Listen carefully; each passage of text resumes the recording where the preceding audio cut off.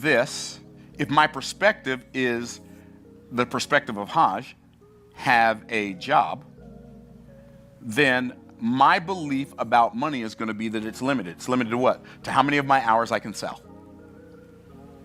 By the way, when I was poor, and I can't speak for you, but when I was broke, back in the days when I was broke, I valued money way more than I valued time.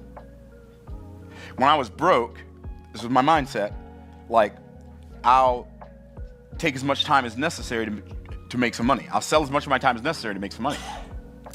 I'll waste as much time as necessary to save some money. So parts that I could have gone to the auto parts store and bought, I would go to the junkyard and buy them because they were less, even though I had to take them off of the car. Why? Because I valued the money more than I valued the time. And by the way, if you, as a person who's serious about creating wealth, do not get to the place where you value money where you value time more than you value money, you're going to stay stuck like a truck in a pickup truck your whole life, because money is you think making money is hard because you only know how to do hard things to make money. How do I know? Because that was me. And so what you do is you go from having a job to owning a job, OAJ. Now, when you own a job, that just means because you knew how to do this job, you said, you know what, I'm tired of doing this job for Ryan Cabrera.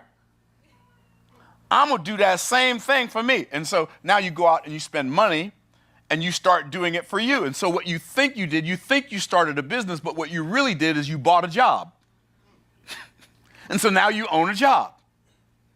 And you have no systems. What you have is you have a skill.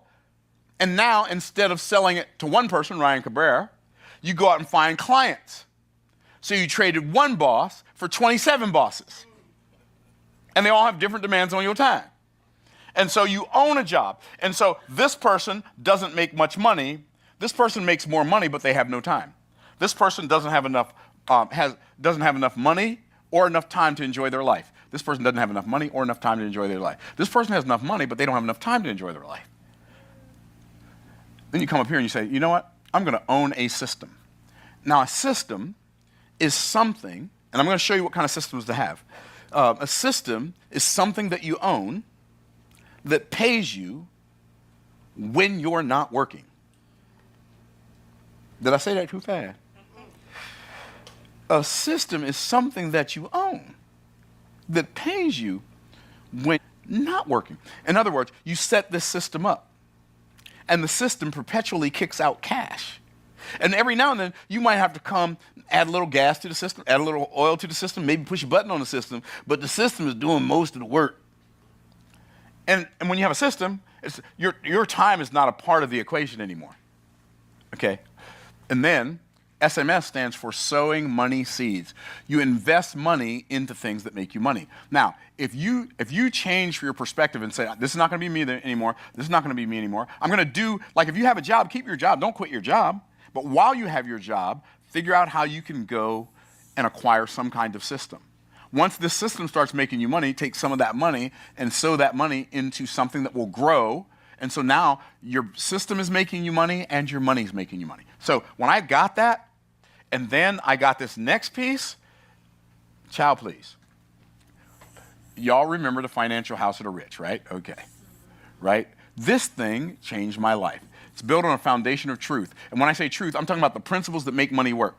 So you got this is your financial house, that financial house. And what does your financial house look like, okay? Well, you have the income window, you have the IPA window, and you have the WRL window and the outgo window. Now, this is the income window. Most people get their income from their job. So this person right here, he decides I'm going to build my financial house and make it make more sense. So I'm going to take my money and I'm going to put it in my income window. But if you're poor, when money comes into your income window, because you believe the primary purpose of money is to pay bills, when money comes into your income window, it comes down and goes right straight out your outgo window in the form of bills. This is what poor people believe is the purpose of money. If you believe the primary purpose of money is paying bills, that belief, that mindset is going to keep you broke. The primary purpose of money is paying bills. Why? Because the bills that you have are going to determine how much money you even desire to make. That's not a good place to start from. Okay? But if you're middle class, you're not poor, you're middle class.